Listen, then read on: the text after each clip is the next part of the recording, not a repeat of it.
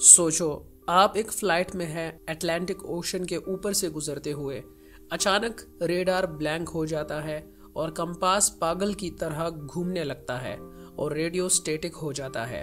کچھ سیکنڈز کے اندر آپ کی پلین غائب ہو جاتی ہے۔ Welcome to the Bermuda triangle, ایک ایسی جگہ جو شپس، پلینز اور پوری کریو کو نگل گئی ہے بنا کسی نشان کے۔ مگر کیا یہ ٹرائنگل سچ میں شیطانی ہے یا اس کے پیچھے کچھ اور ہے؟ میرے ساتھ رہیے، کیونکہ جو آپ سننے والے ہیں یہ آپ کی سوچ کو ہلا کر رکھ دے گا۔ چلیے پہلے فیکٹس کو دیکھتے ہیں۔ برمودا ٹرائنگل یعنی ڈیولز ٹرائنگل میامی، برمودا اور پورٹو ریکو کے درمیان ایک ایریا ہے۔ سن 1900 سے لے کر آج تک یہاں 1000 سے زیادہ شپس اور پلینز غائب ہو چکی ہے اور کوئی بھی نشان نہیں ملا۔ مگر کیوں؟ کیا یہ ایلینز کا کام ہے، عجیب ویدر پیٹرنز، یا پھر کچھ اور گہرا راز ہے؟ سب سے مشہور واقعہ ہے فلائٹ 19 کا، جو سن 1945 میں غائب ہوا تھا۔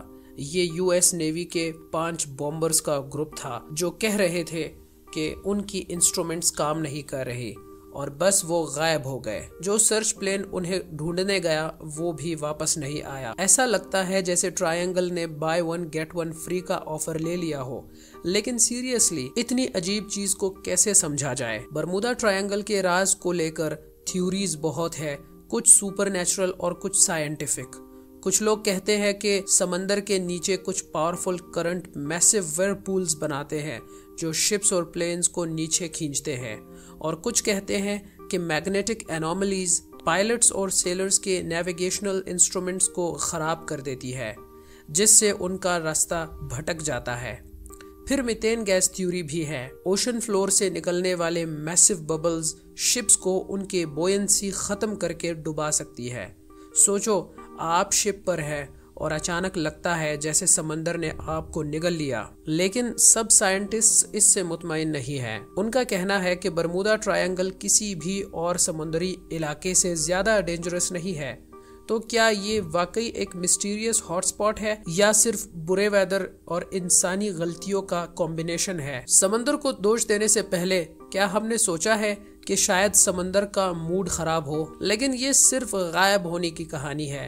کچھ ایسے لوگ بھی ہیں جو وہاں سے بچ کر آئے، جیسے بروس جرنن، ایک پائلٹ جو کہتا ہے کہ اس نے سن 1970 میں برمودا ٹرائنگل کے اوپر ایک عجیب ٹائم وارپنگ کلاؤڈ کے تھرو فلائی کیا۔ اس کا کہنا ہے کہ اس کا پلین کلاؤڈز کے ٹنل میں گھیرا ہوا تھا اور کچھ ہی منٹس میں اس نے 100 مائلز ٹریول کر لیے اور اس کو پتہ بھی نہیں چلا۔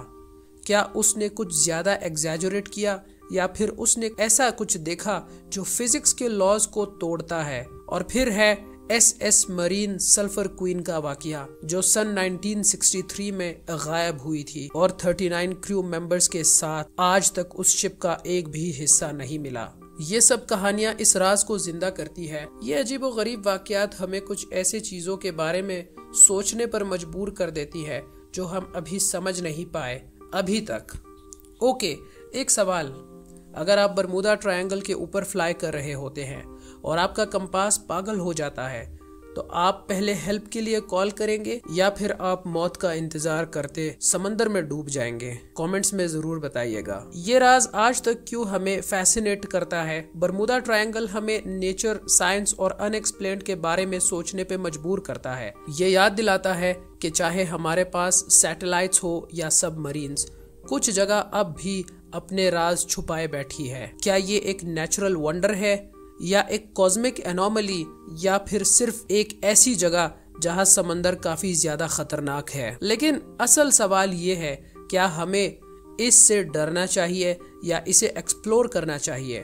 ان آنسرز کے لیے جو شاید ہمیں اس کے راز کھول کر دے۔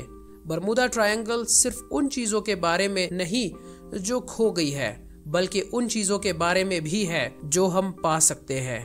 شاید برمودا ٹرائنگل مسٹیریس نہیں ہے، شاید ہم ہیں جو اب بھی ان چیزوں کے پیچھے بھٹک رہے ہیں جو سمندر کے اندر چھپی ہوئی ہے۔ تو آپ کا کیا خیال ہے؟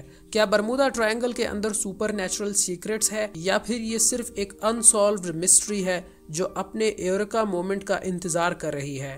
خیر جو بھی ہے آپ کامنٹس میں ضرور بتائیے گا۔ ویسے یہ ایک ایسی مسٹیریس کہانی ہے جو ہمیں جب بھی زمین کے نقشے کے اوپر نظر آتی ہے تو ہمیں سوچنے پر مجبور کر دیتی ہے کہ اس کے پیچھے کیا گہرے راز چھپے ہو سکتے ہیں۔ امید کرتا ہوں آپ کو آج کی ہماری ویڈیو پسند آئی ہوگی۔